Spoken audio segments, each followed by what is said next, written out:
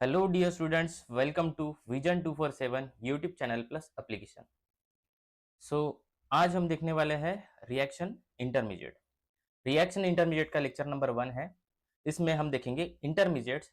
Intermediates होते क्या है, पहली बात तो। देन उसके बाद इसके टाइप्स ऑफ इंटरमीडिएट, कितने टाइप्स होते हैं इंटरमीडिएट के। देन उसके बाद रिएक्शंस कौन कौन से अफेक्ट करते हैं इंटरमीडिएट को, और इंटरमीडिएट कितना इंपॉर्टेंट टॉपिक है अपने CSIR net set gate TIFR के एग्जाम के पॉइंट ऑफ व्यू से, वो सारी चीजें हम डिटेल में देखने वाले हैं। ओके, तो स्टार्ट करते हैं आज का lecture. Okay, so welcome and good evening Rupali, Krunal, Vaishnavi, Harshada. Okay, start करते हैं सेशन फिर। देखो, रिएक्शन इंटरमीडिएट होता क्या है। इंटरमीडिएट नाम से ही हमें पता चलता है, इंटरमीडिएट यानी बीच में जो फॉर्म हो रहा है वो। देखो, सपोज आपके पास है रिएक्टेंट। रिएक्टेंट, ओके, एक रिएक्टेंट है। रिएक्टेंट से आपको मिल रहा है प्रोडक्ट। Product, okay. तो ये जो रिएक्टेंट है, it is A starting material. Starting material, material and product कौन सा है, it is A final product, या फिर फाइनल मटेरियल, या प्रोडक्ट भी कह सकते हैं, फाइनल प्रोडक्ट। ओके, अभी स्टार्टिंग मटेरियल से डायरेक्ट फाइनल प्रोडक्ट मिला है क्या हमें? नहीं, इसके बीच में कुछ ना कुछ एक्टिविटीज हुई होंगी। एक्टिविटीज हुई होंगी। अभी एक्टिविटीज कैसे? तो इसमें रिएक्शन मैकेनिज्म, इसमें कुछ ना कुछ रिएक्शन मैकेनिज्म इन्वॉल्व हुआ होगा। अभी रिएक्शन मैकेनिज्म, सपोज आपके पास ए है, ए है, ए से डायरेक्टली सॉरी, सपोज आपके पास ए है, ए है, ए से डायरेक्टली आपको बी मिला है क्या? तो नहीं। आपको क्या होगा इस रिएक्शन में, कैसे होगा, रिएक्शन में कैसे कैरी ऑन होगा? ए से मिलेगा आपको, ए से मिलेगा कोई भी एक इंटरमीडिएट, एक्स कंसीडर कर लो, एंड उस इंटरमीडिएट से मिलेगा आपको बी प्रोडक्ट। ओके, सो ये जो इंटरमीडिएट बीच में फॉर्म हो रहा है, ये डिसाइड करेगा, ये डिसाइड करेगा, क्या डिसाइड करेगा? रिएक्शन का रेट।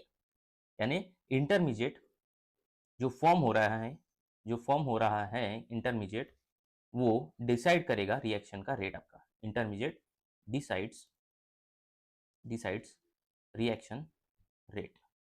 Okay, okay.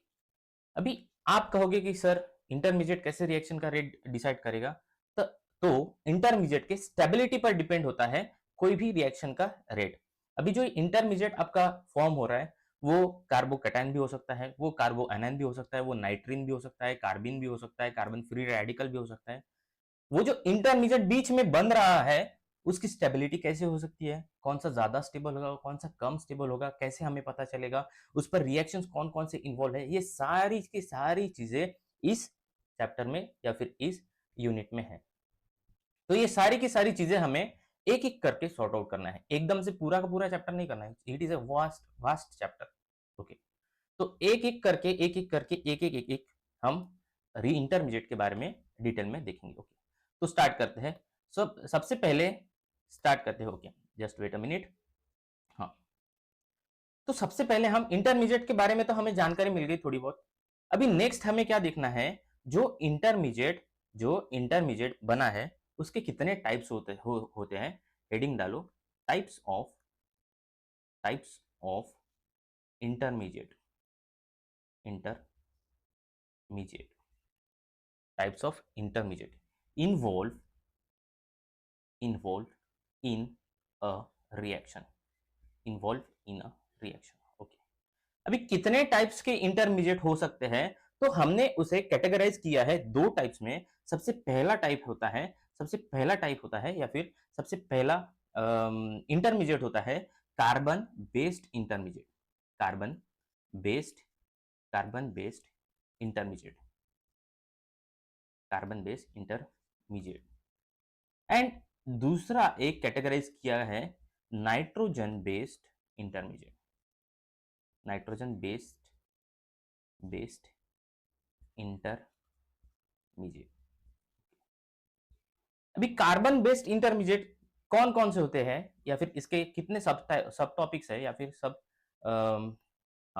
टॉपिक्स है, वो है first is what, carbocation, carbocation. Second one is what? Carboanion. Carboanion. Third one is what? Carbon. Carbon free radical. Carbon free radical. Fourth one is what? Carbines. आपका आता है carbines. Okay. कार्बिन्स के बाद बेंजाइन्स. Benzene. Okay. ये सारे carbon based intermediate है. ये जो इतने कार्बन बेस्ड इंटरमीडिएट लिखे हैं ना हमने, जैसे carbocation, carbanion, carbon free radical, carbene and benzynes, इन सारे इंटरमीडिएट को हम एक एक करके पढ़ेंगे. सब कुछ एकदम से नहीं पढ़ना है हमें, एक एक करके सॉर्ट आउट करते जाएंगे. आगे आगे जैसे जैसे बढ़ेंगे वैसे वैसे मैं बताऊंगा. अभी नाइट्रोजन बेस्ड इंटरमीडिएट कौन सा है, तो आप कहोगे sir नाइट्रीन. नाइट्रीन is a nitrogen based intermediate. Okay, nitrogen based intermediate. तो स्टार्ट करते हैं एक एक करके. हम सबसे पहले स्टार्ट करते हैं कार्बोकेटायन से, देन कार्बोअनायन पर जाएंगे, देन कार्बन फ्री रेडिकल, कार्बिन्स, बेंजाइन्स, कुछ इस तरीके से आगे मूव ऑन करते जाएंगे. ओके. तो जो कार्बोकेटायन होता है, सबसे पहला कौन सा देखना है हमें? कार्बोकेटायन. ओके. ये जो कार्बोकेटायन होता है, इसके बारे में हमें किस किस चीजों की जानकारी लेनी है? कार्बोकेटायन की हमें क्या देखना है? Geometry of carbocation. Geometry of carbocation. Geometry of carbocation होने के बाद हमें क्या देखना है? Reactions involve in carbocation. कौन कौन से रिएक्शन इन्वॉल्व हो सकते हैं कार्बोकेटायन के. देन उसके बाद हमें क्या देखना है? स्टेबिलिटी फैक्टर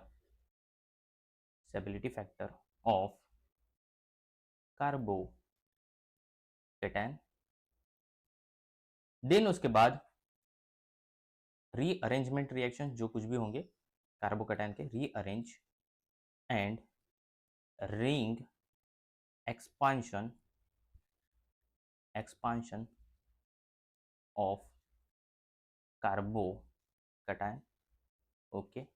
देन उसके बाद हमें क्या देखना है? Named reactions based on carbocation.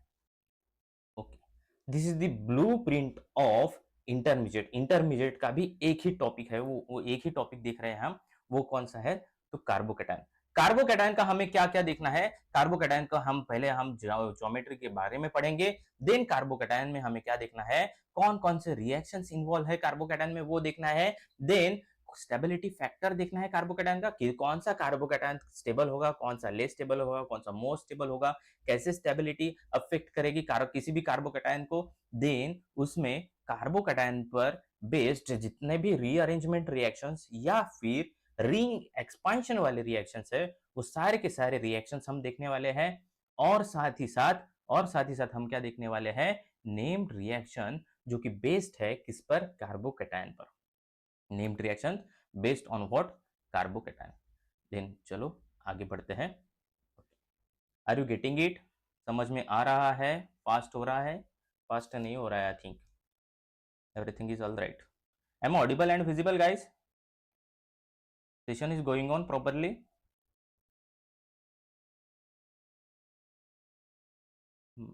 Okay, Rupali. Start करते हैं. सबसे पहली बात करेंगे हम किसके बारे में? Geometry of carbocation. कार्बोकेटायन की ज्योमेट्री कैसे रहने वाली है. ओके. Geometry of carbocation. सबसे पहली बात तो हम क्या करेंगे? कार्बोकेटायन बनता कैसे है या फिर होता क्या है वो देख लेते हैं. कार्बन होता है एक sp3 हाइब्रिडाइज्ड कार्बन एटम ले लेंगे. ये X जुड़ा हुआ है. X हम कंसीडर करेंगे वो क्या है? एक लिविंग ग्रुप जुड़ा हुआ है. देन उसके बाद हम देखेंगे अल्कीन sp2 हाइब्रिडाइज्ड, जिससे X जुड़ा हुआ है. और ये जो X है ये क्या है? It is a any leaving group attach to that carbon atom. Then उसके बाद हम देखेंगे sp हाइब्रिडाइज्ड कार्बन एटम, जिससे भी क्या जुड़ा हुआ है, x जुड़ा हुआ है। ओके, तो देखो ये अगर x यहां से निकल गया और यहां से भी निकल गया और यहां से भी निकल गया तो हमें क्या मिलेगा, देखो ये sp3 है, it is sp2 hybridised carbon atom and it is sp hybridised carbon atom. हमें क्या देखने को मिलेगा, C कार्बोकैटायन, ओके, देन उसके बाद अल्कीन, उस पर एक कार्बोकैटायन, देन उसके बाद sp हाइब्रिडाइज्ड कार्बोकैटायन।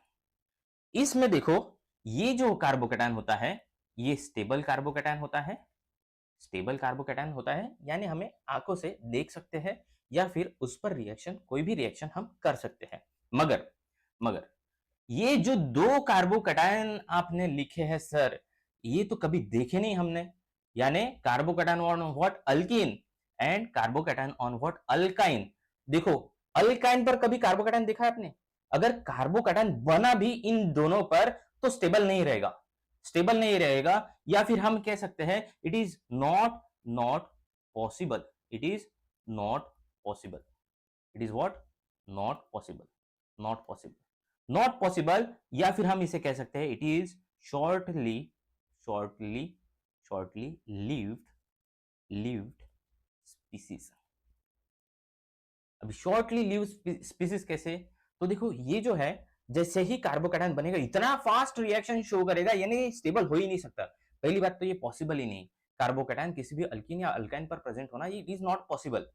अगर पॉसिबल है, अगर कहीं पर लिखा है तो वो शॉर्टली लिव्ड होगा, शॉर्टली लिव्ड यानी इजीली अगर बना फटाक से रिएक्शन की, यानी बना फटाक से रिएक्शन की, स्टेबल नहीं है वो, हम उसे स्टेबल के कैटेगरी में डाल ही नहीं सकते, या फिर not possible, it is not possible. या फिर किसी ने बोल दिया कि नहीं सर हमने तो देखा है, अगर देखा भी होगा तो वो कैसा होगा, शॉर्टली लिव्ड होगा, वो कैसे होगा, वो शॉर्टली लिव्ड, यानी तुरंत बना तुरंत खत्म हो गया। ओके, देन उसके बाद बात करेंगे हम सबसे पहली बात, या फिर सबसे ज्यादा डील किससे करना है हमें, इस वाले कार्बोकैटायन से। ओके, तो देखो ये जो कार्बोकैटायन बना हुआ है, sp3 हाइब्रिडाइज्ड कार्बोकैटायन जो बना हुआ है वो कैसे होगा, एक कार्बन एटम है उससे जुड़ा हुआ, सपोज कंसीडर कर लो कार्बन एटम है उससे 3 R ग्रुप जुड़े हुए हैं और उस पर क्या है, एक पॉजिटिव चार्ज। इसे अगर ओपनली लिखा जाए या फिर अच्छे से लिखा जाए तो देखो Cr, here it is what R and here it is what R also. Okay, इसकी हमें क्या देखना है, ज्योमेट्री देखना है। अभी ये जो मॉलिक्यूल बना दिख रहा है आपको, इस पर एक होगा क्या, पॉजिटिव चार्ज। ये जो मॉलिक्यूल दिख रहा है आपको ये कुछ इस तरीके से दिखेगा, जैसे कि आप देखो here it is what R and R and R, और ऊपर के साइड क्या होगा, एक vacant p orbital, vacant p orbital. Vacant p orbital क्यों होगा, क्योंकि क्योंकि वहां पर क्या है, इलेक्ट्रॉन डेफिशिएंट, एक होगा बैक साइड में आर, एक होगा फ्रंट साइड में। और ये जो स्ट्रक्चर बना है या फिर इसकी जो ज्योमेट्री बनी है, ये ज्योमेट्री कैसी है, ये ज्योमेट्री कैसी है, तो आप कहोगे sir it is a trigonal, trigonal planar. Okay, कोई दिक्कत वाली बात नहीं, अगर आपने कह दिया trigonal planar then it is trigonal planar. Okay, और ये जो ऑर्बिटल्स दिख रहे हैं ये वैकेंट कैसे ऑर्बिटल्स है, it is A vacant, vacant orbitals, vacant orbitals. अगर हाइब्रिडाइजेशन की बात की जाए, इसी मॉलिक्यूल की हाइब्रिडाइजेशन की, हाइब्रिडाइजेशन की बात की जाए तो देखो इसका हाइब्रिडाइजेशन क्या आएगा, इसका हाइब्रिडाइजेशन आएगा sp2, sp2 हाइब्रिडाइजेशन। और अगर इसके नेचर की बात की जाए, नेचर यानी कि उसमें नंबर ऑफ इलेक्ट्रॉन्स कितने होंगे, क्या वो इलेक्ट्रॉन रिच है, क्या वो इलेक्ट्रॉन डेफिशिएंट है, वो सारी चीजें। तो देखो अगर नेचर देखोगे आप तो इसके पास कितने टोटल नंबर ऑफ इलेक्ट्रॉन्स है, देखो ये जो पाए, ये जो सिग्मा बॉन्ड बने हैं शेयरिंग ऑफ इलेक्ट्रॉन से बने हैं, यानी एक सिग्मा बॉन्ड के पास कितने इलेक्ट्रॉन्स रहेंगे, 2 इलेक्ट्रॉन्स, और 3 सिग्मा बॉन्ड के पास कितने इलेक्ट्रॉन्स रहेंगे, तो मैं ये कहूंगा सर 6 इलेक्ट्रॉन प्रेजेंट होंगे, it is a 6 electron species, it is a 6 electron species. और ऑक्टेट रूल के हिसाब से, according to what, octet rule, octet rule के हिसाब से कोई भी कंपाउंड तब स्टेबल होगा जब उसके पास 8 इलेक्ट्रॉन्स होंगे। मगर इसके पास कितने हैं? 6 इलेक्ट्रॉन्स। 6 इलेक्ट्रॉन्स है, ड्यू टू विच हम इस मॉलिक्यूल को क्या कहते हैं? Electron deficient, electron deficient species, electron deficient species. या फिर इसे और एक टर्म से जाना जाता है, it is A electron electron electron loving. Electron loving यानी इलेक्ट्रॉन्स को खींच लेगा या फिर इलेक्ट्रॉन्स को कैसे भी करेगा, कुछ भी करेगा, कुछ भी करेगा वो, मगर वो इलेक्ट्रॉन्स किसी ना किसी कंपाउंड से लेने की कोशिश करेगा जरूर। यानी कि इसे ही हम केमिस्ट्री के लैंग्वेज में जानते हैं या फिर पहचानते हैं इलेक्ट्रोफाइल। इलेक्ट्रोफाइल के नाम से भी इसे पहचानते हैं। ओके, आगे बढ़ते हैं। ओके, तो देखो अभी नेक्स्ट क्या है? Factors, factors factors that affect the stability of a carbocation, या फिर factors affecting, factors affecting, just wait a minute, affecting the stability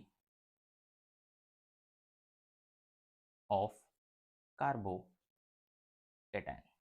कौन कौन से फैक्टर्स है जो स्टेबिलिटी ऑफ कार्बोकेटायन को अफेक्ट करते हैं? ओके, तो देखो सबसे पहले तो ये कार्बोकेटायन के बारे में एक बार एक जनरल रिएक्शन लिख लेते हैं, देन उसके फैक्टर्स लिखते हैं। ओके, तो देखो सबसे पहले एक रिएक्शन लिख लेंगे जिसमें क्या है, एक कार्बन एटम है और 3 R ग्रुप जुड़े हुए हैं और एक X ग्रुप जुड़ा हुआ है जिससे एक X निकल गया और आपको एक इंटरमीडिएट मिला। क्या मिला? एक इंटरमीडिएट मिला। इंटरमीडिएट कौन सा मिला? तो वो कार्बोकैटायन वाला था सर। एंड इंटरमीडिएट मिलने के बाद एक न्यूक्लियोफाइल आया, उसने अटैक किया इस इंटरमीडिएट पर और आपको क्या मिला? एक प्रोडक्ट मिला, एक प्रोडक्ट मिला। हम पूरे चैप्टर में किसकी बात करने वाले हैं? सिर्फ और सिर्फ दिस मॉलिक्यूल की, यानी ये जो मॉलिक्यूल है इसकी बात करेंगे सिर्फ और सिर्फ। इसे ही क्या कहा जाता है? इंटरमीडिएट। ओके, अभी इंटरमीडिएट यानी ये जो कार्बोकेटायन है उसकी स्टेबिलिटी कैसे अफेक्ट होगी या फिर किससे बढ़ेगी, किससे कम होगी, और या फिर हम कह सकते हैं उसकी स्ट्रेंथ कैसे बढ़ेगी। ओके, सबसे पहली बात करते हैं, सबसे पहले बात करते हैं स्टेबिलिटी की। स्टेबिलिटी में देखो, अगर आपके पास अगर एक NH2 ग्रुप जुड़ा हुआ है और उससे एक CR एंड एक कार्बोकेटायन बना हुआ है, तो यहाँ पर जो NH2 ग्रुप जुड़ा हुआ है इसके पास लोन पेयर्स ऑफ इलेक्ट्रॉन्स होते हैं एंड ये लोन पेयर्स ऑफ इलेक्ट्रॉन्स इस वैकेंट p ऑर्बिटल में डोनेट किए जा सकते हैं और जिसकी वजह से यहाँ पर एक पाई बॉन्ड बन सकता है NH2 double bond Cr and Cr में, यहां पर आएगा पॉजिटिव चार्ज। ओके, और इसी को ही क्या कहा जाता है? मैंने जीओसी में पढ़ा है आपको, इसी को ही क्या कहा जाता है sir? Mesomeric effect. Mesomeric effect, mesomeric effect. Then उसके बाद सेकंड इफेक्ट आता है, सेकंड इफेक्ट आता है जो स्टेबिलिटी को बढ़ाता है कार्बोकेटायन की। तो सेकंड इफेक्ट है वो, अगर आपके पास एक अल्किन जुड़ी हुई है CH एंड एक कार्बोकेटायन है उसी अल्किन में कॉन्जुगेशन में, तो ये अल्किन क्या करेगी? इस यहां से इसके लोन पेयर्स या फिर इसके बॉन्ड पेयर्स ऑफ इलेक्ट्रॉन्स या फिर पाई इलेक्ट्रॉन्स इस कार्बोकेटायन को डोनेट करेगी, जिसकी वजह से ये जो CH2 है इस पर आ जाएगा पॉजिटिव चार्ज एंड एक CH molecule and double bond Cr and ये R मॉलिक्यूल बनेगा और इसी को ही हम कहते हैं रेजोनेंस इफेक्ट। इसी को ही क्या कहा जाता है? Resonance effect. Okay, then third one देखते हैं। थर्ड वन अगर कार्बोकैटायन बना आपका कुछ इस तरीके से साइक्लिक रिंग में और ये जो कार्बोकैटायन बना है ये रेजोनेंस में है, यानी कि ये किससे स्टेबलाइज हो रहा है? देखो ये कंपाउंड कैसा है? 2 पाई इलेक्ट्रॉन्स और कॉन्जुगेशन में, यानी ये एरोमेटिक कंपाउंड है, यानी aromatic aromatic stabilize stabilize carbocation कहेंगे। कार्बोकेटायन। ओके, या फिर इसे क्या कहा जाता है, cyclic resonance, cyclic resonance. Okay, then fourth one देखते हैं, fourth one hyperconjugation effect. Hyperconjugation effect यानी कि अगर आपके पास एक CH3 ग्रुप जुड़ा हुआ है कुछ इस तरीके से, इस तरीके से, एंड उस पर अगर कार्बोकैटायन जुड़ा हुआ है जिस पर है पॉजिटिव चार्ज, और इसमें क्या होगा, इसमें ये जो प्रोटॉन है इसके इलेक्ट्रॉन्स अगर यहाँ पर डोनेट किए जाएंगे तो इसे हम कहेंगे it is A, it is A hyper conjugation effect, it is A hyper conjugation effect.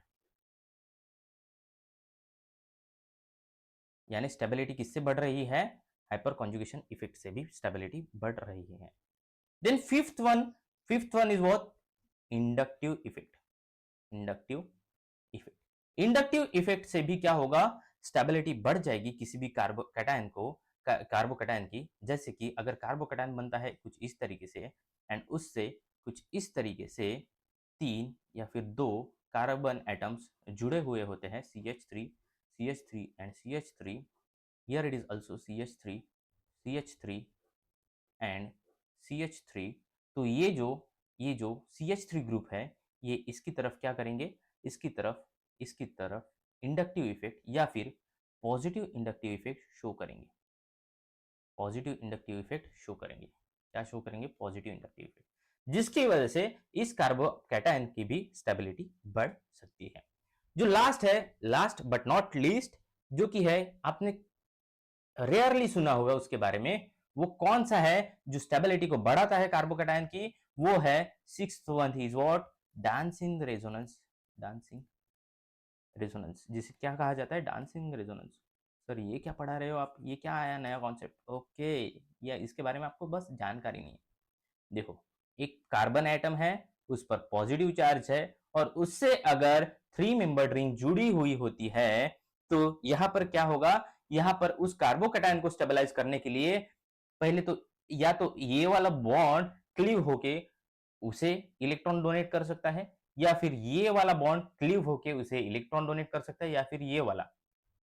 और अब आप कहोगे सर तीनों की तीनों साथ में हुए तो नहीं, यहां पर क्या होगा, alternately, alternately share share their, alternately share their electrons, alternately share their electrons.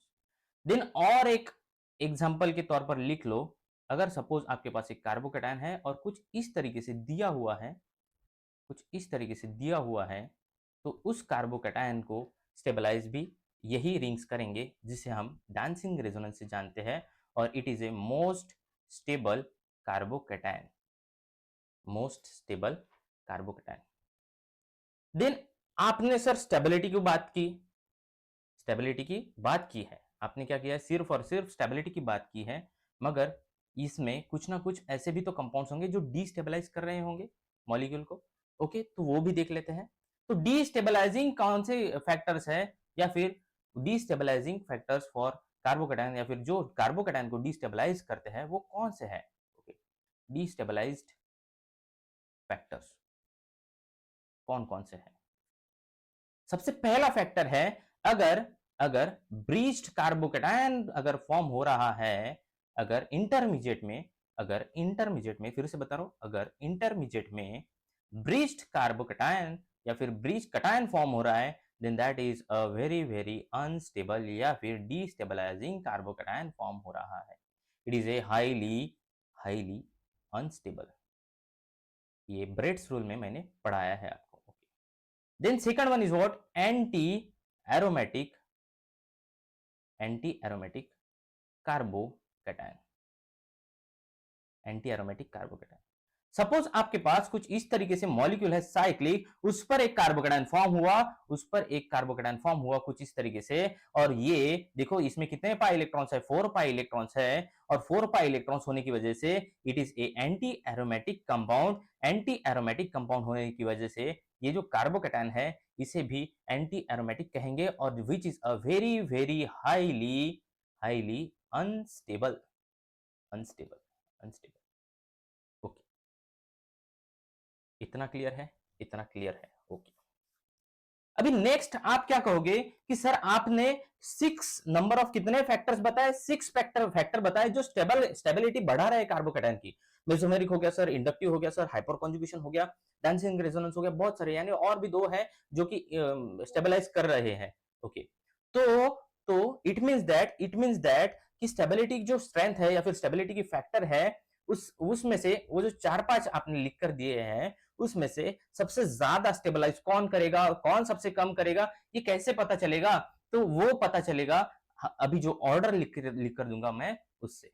तो यहां पर लिखो जनरल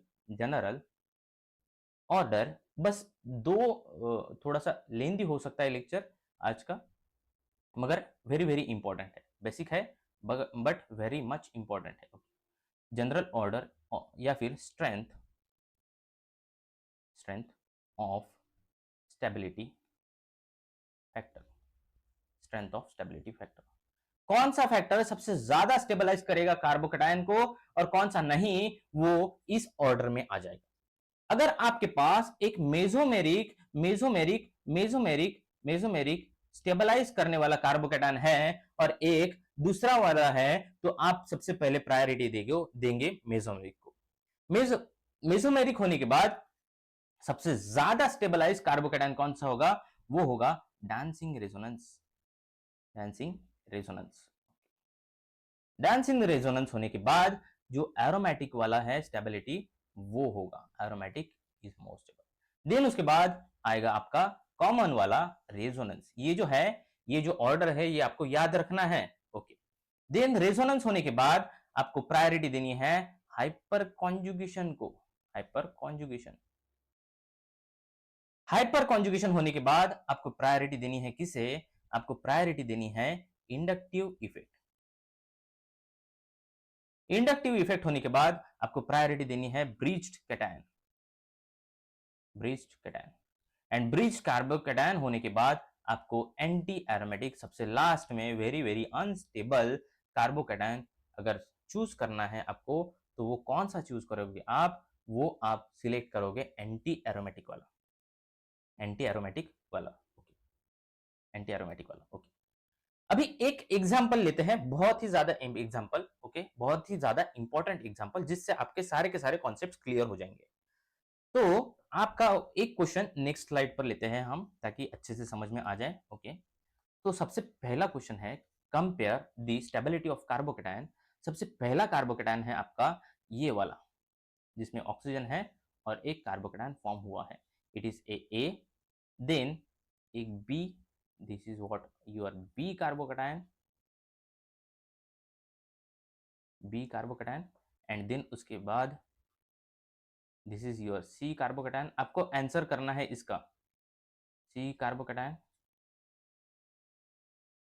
ओके, देन उसके बाद this is what, this is last but not least CH2 carbocation. Okay, A हो गया, बी हो गया, it is A C, and here it is what a D. इसमें से आपको क्या बताना है, स्टेबिलिटी का ऑर्डर इससे पहले वाले स्लाइड में या फिर 2 मिनट पहले ही मैंने बताया है, कौन सा कार्बोकेटायन सबसे ज्यादा स्टेबल होगा और कौन सा सबसे लेस स्टेबल होगा, वो चीजें मैंने बता दी। अभी देखो यहां पर, देखो ये ऑक्सीजन के पास लोन पेयर्स ऑफ इलेक्ट्रॉन्स है, और ये जो लोन पेयर्स ऑफ इलेक्ट्रॉन्स है, ये यहां पर डोनेट करके इस कार्बोकेटायन को स्टेबल कर सकते हैं। यानी कि मैं ये कहूंगा, ये जो ऑक्सीजन है सर, ये मेसोमेरिक इफेक्ट शो कर रहा है, +M। और ये जो बी वाला कार्बोकेटायन है, देखो ये जो बी वाला कार्बोकेटायन है, कितने नंबर ऑफ पाई इलेक्ट्रॉन्स है इसमें, तो देखो 3 पाई बॉन्ड्स है, यानी 6 पाई इलेक्ट्रॉन्स, एंड कॉन्जुगेशन में है, यानी सर ये एरोमेटिक कंपाउंड है, एरोमेटिक कार्बोकेटायन है। देन ये तो देखने से ही पता चलेगा सर, ये डांसिंग रेजोनेंस वाला कॉन्सेप्ट है, रेजोनेंस। देन ये वाला कौन सा है sir, see, it is a simple resonance दिख रहा है हमें। हाँ sir, it is a simple resonance, okay, simple resonance, D is what, resonance। okay, according to order, तो मैं ये कहूंगा कि sir A is more stable stability यहां पर बतानी है, स्टेबिलिटी ऑफ व्हाट, कार्बोकेटायन, सबसे ज्यादा स्टेबल कार्बोकेटायन कौन सा है, तो ए वाला सबसे ज्यादा है। देन मैं ये कहूंगा सर सी वाला उससे भी ज्यादा स्टेबल है। क्यों? क्योंकि ये डांसिंग रेजोनेंस आता है। एंड देन उसके बाद मैं सर एरोमेटिक वाला, aromatic carbocation is more stable. And then सबसे लास्ट आएगा आपका resonance. This is the criteria of your stability. यही पर दिखाया मैंने, mesomeric is more stable than dancing resonance and then aromatic and then resonance, hyperconjugation, inductive effect and bridging carbocation या फिर carbon bridging cation. Okay,